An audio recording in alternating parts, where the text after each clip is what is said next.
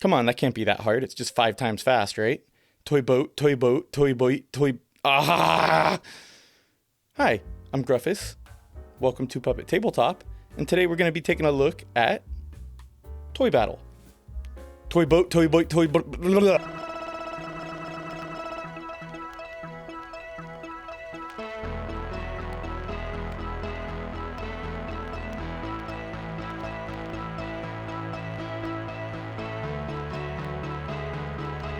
Anyone else remember that movie Toy Soldiers from the 90s where all those toys came to life and started killing each other? How would you like to relive that trauma in under 15 minutes? If the answer is yes, then let me see your war face. In Toy Battle, 2 players will duke it out as commanders of their very own toy armies. There's 2 armies to pick from, and both of which are identical. There's Team Red and Team Blue. Regardless as to what team you pick, you've both got the exact same goal: to crush your enemies, see them driven before you, and to take control of their HQ. At the beginning of every battle, the players will decide on one of the 8 different battlefields that come in this game to fight on. Each battlefield has a different layout and a different special rule that applies to it, but regardless, every board will have both a red and a blue HQ space.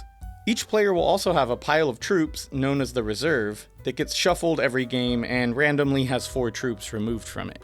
The battlefield will then be sprinkled with medals to collect throughout the game, and each board has a specific number of medals you can collect to automatically win the game.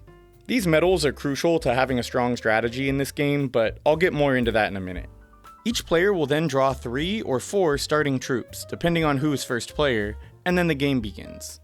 When it's your turn, you'll be taking one of 2 different actions in the game. You'll either be drawing 2 troops from your reserve and adding them to your rack, or you'll be placing a troop from your rack to the battlefield. And those are literally the only 2 actions you can take in this game.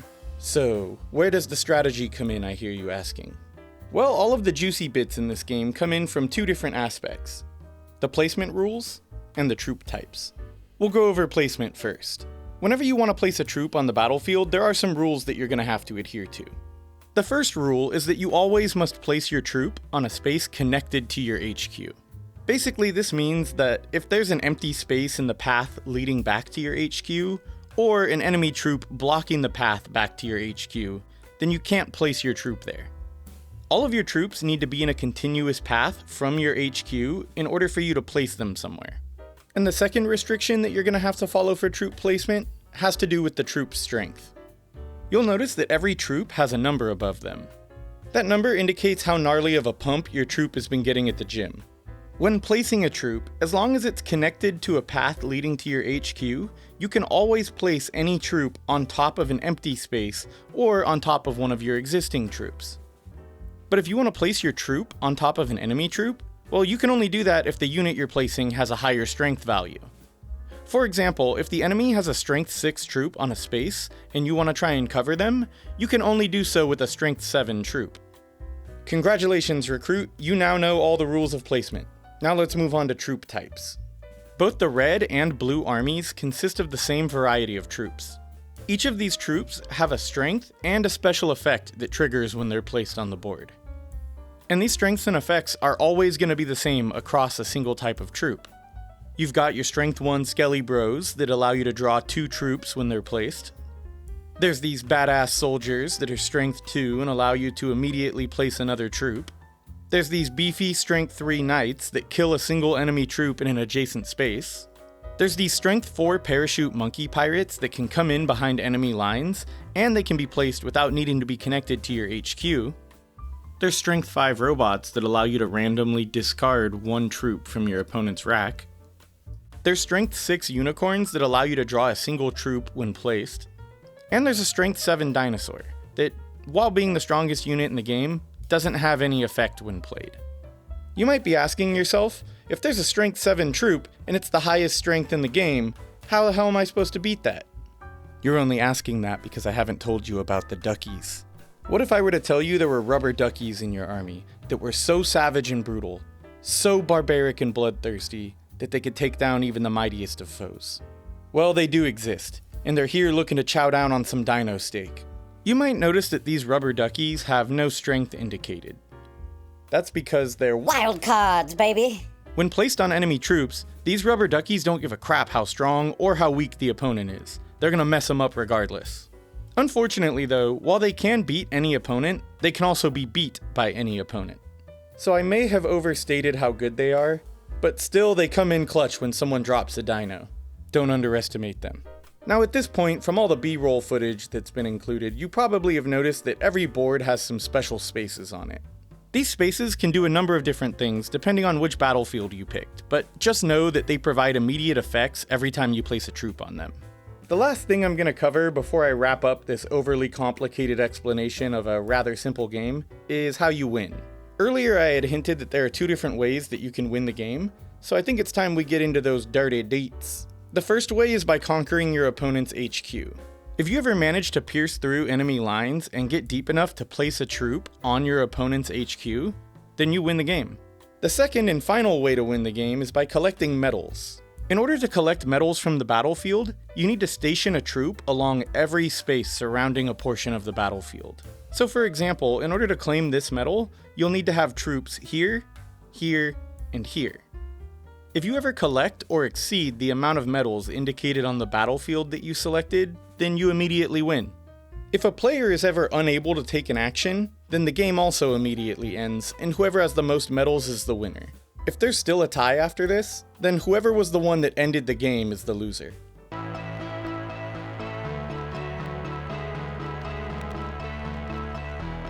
So, what did I like about Toy Battle?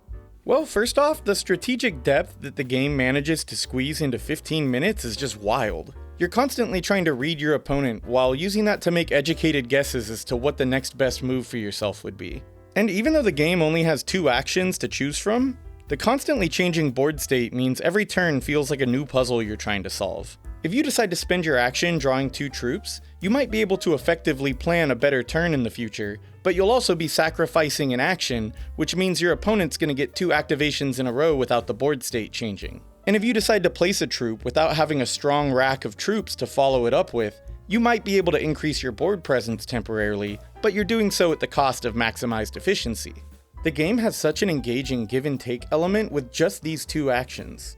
And the rules alone can't convey how fun this system is to actually play in. Another thing I really liked about this game is how unique the flow of every battle is. Not only does your approach and strategy have to pivot every battle because of the troops that you have available to you, but each of the battlefields is completely unique. This results in practically every playthrough feeling distinct and unique to the ones before it. Some of the games see your forces branching their way towards the enemy HQ, poking and prodding their defenses as tendrils of your forces work their way towards victory. Other playthroughs see you and your opponent throwing up strong defenses in the middle of the board where the game devolves into this brutal trench warfare back and forth. You and your opponents are pouring all of your troops into a brutal tug of war trying to fight over the same spaces hoping for a breakthrough. Sometimes you and your opponent will both see the end of the game coming and start rushing for medals in hopes of winning the tiebreaker. The game just feels wild, but in the best way, and I enjoy almost every playthrough I've had of this game. It's just an absolute blast to play every time. And another thing I love about this game is that when the box says that it only takes 15 minutes to play, it actually means it. Even though every decision you make feels important, because there's only 2 actions you can take on your turn, it's really hard to get analysis paralysis in this game. My wife and I consistently play this game as a first player to win 2 out of 3 matches type of game because we know that 3 games is really only going to take about 30 minutes. It's become one of our go-to filler games that we use to determine who will go first in the next larger game that we're going to play afterwards.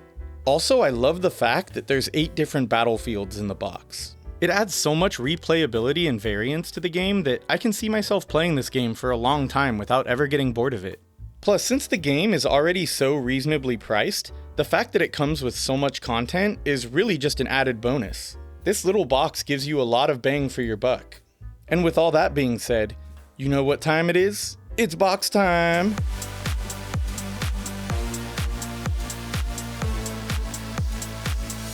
Toy Battle has a really interesting storage solution. Instead of having an insert, it's just a box, but that box has some nice colorful art on the inside. And as we learned, art on the inside of the box is now the 4th criteria for the perfect board game box. So, how do you store components in this box then? Well, the game actually comes with folded boxes that turn into storage boxes for each of the team's components. Drop those in side by side and there's just enough room for the 2 wooden racks. Boom, Bob's your uncle. Fits everything without box lift. Solution for dividing components. Right amount of space in the box. And art inside the box. That's a 10. Now the last thing I want to talk about is the theme. I was on the fence about whether or not to put the theme in the good or not so good section of my review. The Toy Story meets World War I theme had me feeling a bit mixed. There's nothing wrong with the theme in my opinion, but when you play the game you get the impression that this system would have worked with any type of war theme. This very well could have been skinned as a World War I game and it would have worked just as well. Which left me wondering where the toy element really came in the mechanics. However, the more I thought about it, the more I started to understand it. Games based on historical wars don't tend to have massively broad appeal.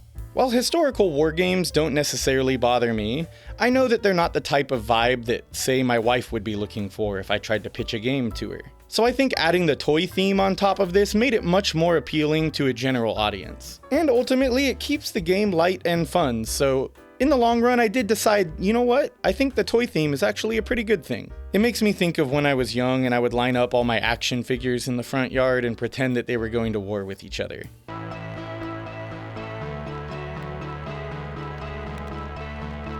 So, what did I not like? Well, I wouldn't necessarily say that I dislike this element so much that it's a bad thing, but I will say, pulling 4 guys randomly from your troop pile at the beginning does seem a bit odd sometimes. Most of the time it's not really going to impact the game in any major way, but there were a few matches where a bunch of the army soldier troops got removed from the game. The army soldier is probably one of the best troops in the game. As a result, having a large number of them pulled out of your army without realizing it can be pretty devastating.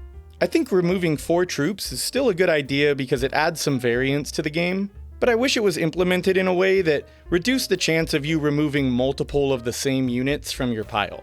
Another issue that I had, and this is kind of a small one, had to do with the components. You know how sometimes when you remove cardboard components from the punch boards in board games, they leave behind these little paper flakes? Well, while the cardboard components in this game were pretty good quality, I did notice that they were shedding those paper flakes long after I had removed them from the punch board. As you can see, I play on a primarily dark table, so all of these little white paper flakes stood out to me a bunch. Every time I would pick up or move a component, I would just see a bunch of white flakes on the table. It was like the board game had really bad dandruff. After about 3 or 4 separate playthroughs though, the pieces stopped shedding as much, and it's not really so much a problem anymore. But it was really weird the first couple times we played. And honestly, I think this only stood out to me because we play on a dark colored table. If we had played on like a white or standard wooden table, I'm sure we wouldn't have noticed.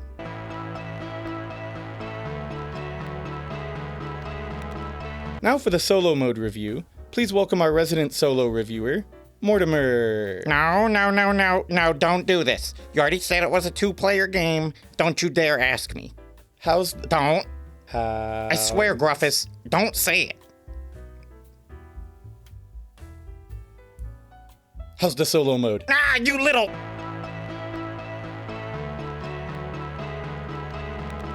At this point, I think it's pretty clear that I really enjoyed this game. It plays quick, it has just the right amount of strategy and depth, and it comes with a lot of content for the price.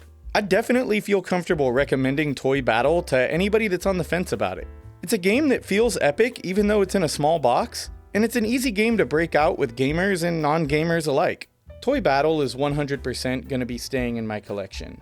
Well, that's gonna do it for this one. As always, thanks for watching, and remember to shop at your local board game store if you can. Okay, I'm gonna try it one more time. Toy boat, toy boat, toy boat, toy... Ah!